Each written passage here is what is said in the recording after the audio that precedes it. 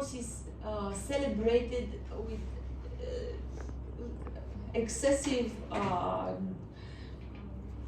joyfulness and enthusiasm, which can sometimes be overwhelming.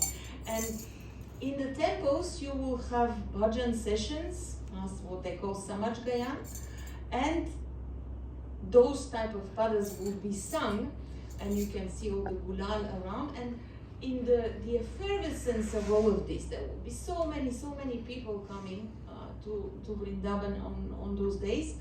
In the effervescence of the celebration, there would be a gopi that appears out of somewhere, and that gopi is always a man, never a woman, with the end of the sari covering the face. It would be absolutely inappropriate for a real woman to do that, but so that is a devotee who is experiencing that sublimated femininity. So living himself as experiencing himself as a woman, identifying as a gopi. So that is something that is seen. Can we see the next one? Also, you can see it in the effeminate kind of manner in which some of the big saints are represented. This is Chaitanya in this case. Can we see the next one? This is Vallabhacharya also. Can we see, okay, this one, do you know who that is? This Ramakrishna. Yes, yeah. And Chaitanya, about Chaitanya, by the way, about Ramakrishna as well, there are some bodily things that appeared on them that have been interpreted as their inner feminine sides brought to the surface, like there are legends about secretions of breast milk and or menstrual blood appearing on the surface. There, these are narratives. Sainthood is constructed, but it has a meaning, right? It is indicative of this sublimated femininity that I'm talking about.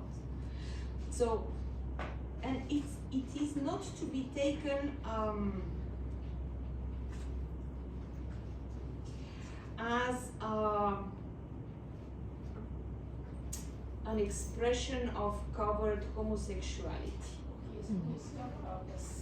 Now, the thing, this is overdone now in a lot of studies. No, I don't think it is true. It's not true, because actually hijra-like behavior, like with blatant provocative transvestism, is not well accepted. Right?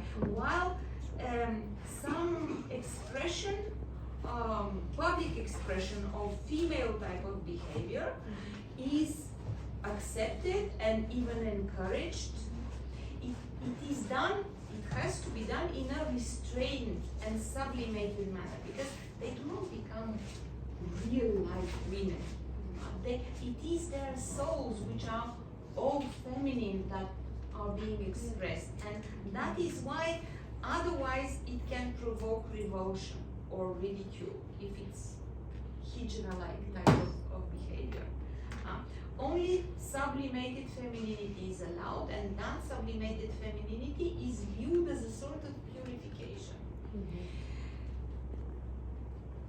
It's a bit, of course, from our today's perspective, it's a bit, how shall I put it? I mean, these are men who say there are better women than women, basically, in draw the line somewhere.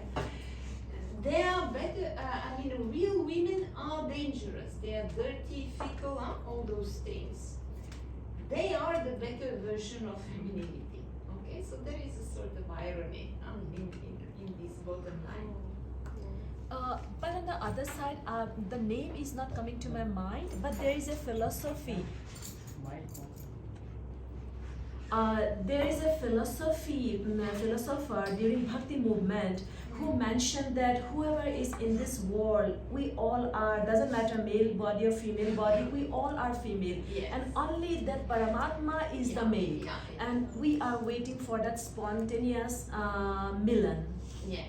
moksha. Absolutely. That the way the theologians conceptualize this is through this lokic-alokik structure of reality. So there are two planes of reality. There is the lokic one, and there is the alokik invisible one.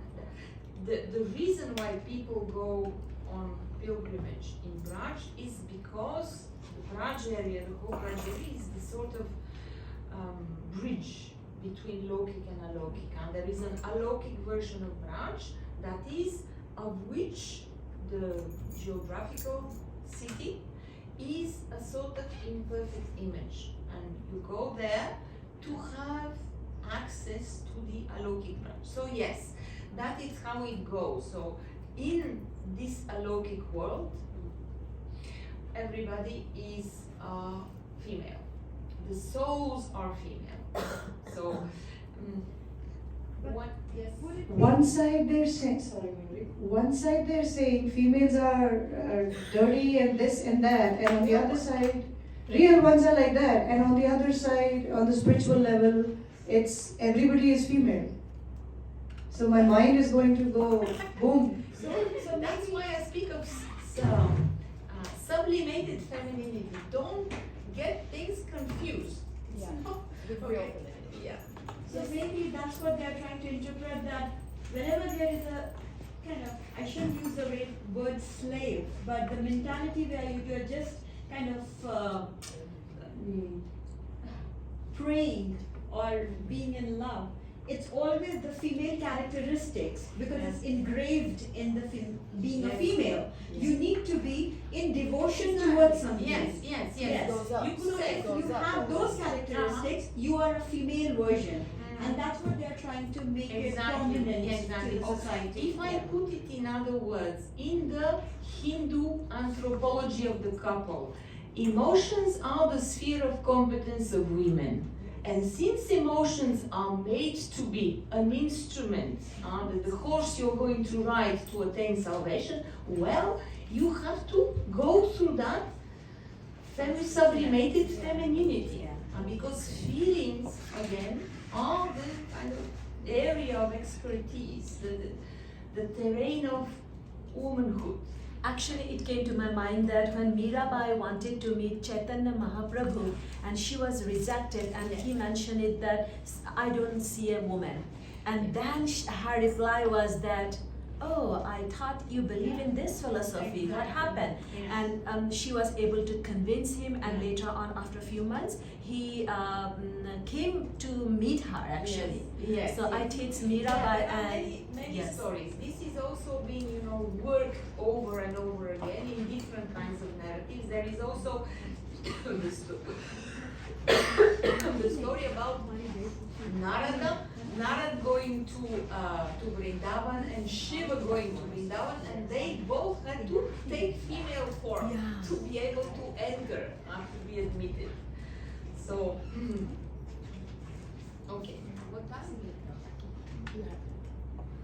Okay, good, perfect.